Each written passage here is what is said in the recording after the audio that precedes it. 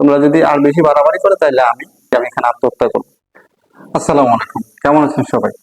আমার পরিচিত জন, শুভাকাঙ্ক্ষী বা বন্ধু বান্ধব অনেকে আমাকে ফোন করেন, তাদের বিভিন্ন সমস্যার কথা বলেন।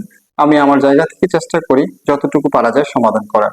আবার এই ঘটনাগুলো আপনাদের সাথে বলি যাতে এই ঘটনা থেকে আপনারা শিক্ষা নিতে পারেন এবং একই ঘটনায় আপনি পতিত হওয়ার আগে সতর্ক হন। কিছুদিন আগে আমার ফ্রেন্ডদের সাথে এরকম একটা ঘটনা ঘটে। ঘটনাটা হচ্ছে, সে একটা মেয়ের সাথে দীর্ঘ 4-5 মাস সম্পর্ক করে। তো সম্পর্ক করার পর ওই মেয়েটার সাথে একাধিকবার দেখা করে। একটা সময় মেয়েটা বলে যে চলো আমরা নির্জন কোথাও গিয়ে সময় কাটাই। তো মেয়েটার পরিকল্পনার মধ্যে বলে যে আমার এক খালার বাসা আছে, চলো সেখানে যাই। ছেলেটাও রাজি হয়, চলো যাই।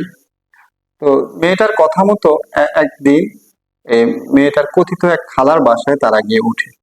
ওঠার পর তারা এক রুমে অবস্থান করে। অবস্থান করার কিছুক্ষণ পরে কয়েকজন ছেলে এসে ওই রুমের দরজা নক করে। নক করার পর মেয়েটা দরজা খুলে দেয়। খুলে দেওয়ার পর ওই ছেলে এবং ওই মেয়ে সহ তাকে জিম্মি করে, বলে যে তুই এই সময় আমাকে 2 লাখ টাকা দিবি, 2 লাখ টাকা না দিলে তোকে পুলিশে দিব। তো এই কথা শুনে ছেলেটা তো অবাক, যে যে মেয়েটাকে আমি এতদিন ভালোবাসলাম, এর সাথে কথা বললাম, হঠাৎ করে মেয়েটা এই অবস্থায় এসে আমাকে এরকম একটা পরিস্থিতি ফেলে দিল। পরবর্তীতে সে বলে যে ঠিক আছে আমি চেষ্টা করি।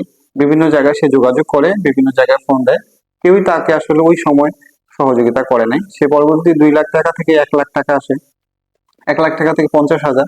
তো সে আসলে তার জায়গায় যথেষ্ট চেষ্টা করেছে, কেউ এরকম ভাবে সাহায্যের হাত বাড়ায় দেয় নাই। একজন হয়তো 10-15 হাজার টাকা দিছে, এভাবে সে সর্বশেষ হয়তো 30-35 হাজার টাকা তাদেরকে দিয়েছিল। এবং ওই যে তার হাতে মোবাইল ছিল এবং ঘড়ি ছিল, ওগুলা তারা রেখে দেয়। রেখে দেওয়ার পর এবং তাকে এই টাকা দেওয়ার জন্য, ওই তারা টাকা দেওয়ার জন্য সকাল 10টা থেকে দুপুর 2টা-3টা পর্যন্ত অমানসিক নির্যাতন করে। নির্যাতন করার পর পরে তাকে এই এমন অবস্থা হয় যে সে অজ্ঞান হয়ে ওই রুমে পড়ে পড়ে থাকে।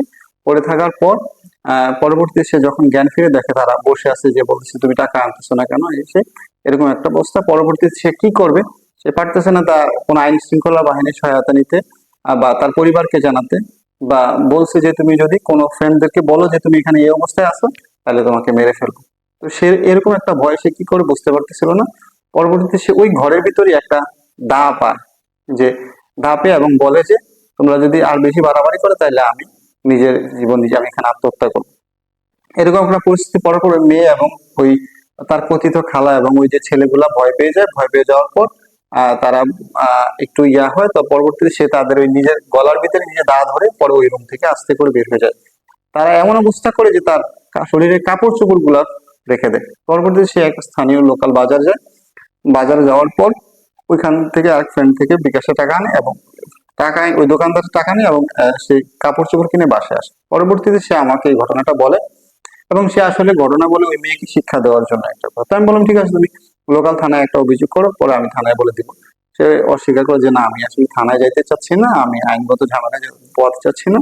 আর যেহেতু এটা মান সম্মানের বিষয়, আমি গিয়ে কি বলবো সেখানে, আমি একটা লজ্জার বিষয়। তো পরবর্তীতে সে আইনগত কোনো ব্যবস্থা নেওয়া যায়নি। তো এই ধরনের ঘটনা আপনাদের জীবনে বা আপনার বন্ধু বান্ধব বা আপনার আত্মীয় স্বজন জীবনেও ঘটতে পারে। কিছু কিছু মেয়ে আছে যারা এই ফাঁদ পেতে ছেলেদেরকে বশ করে একটা নির্জন জায়গায় নিয়ে তাদের ওই সেট আপ অনুযায়ী ছেলেদের সর্বস্ব করে ফেলে। আপনাদের জীবনে বা আপনার বন্ধু বান্ধব জীবনে যাতে এই ধরনের ঘটনা না ঘটে, তারা যাতে সতর্ক হয় সেই জন্য ভিডিওটা শেয়ার করে দিবেন। ভালো থাকবেন সবাই। আসসালামু আলাইকুম।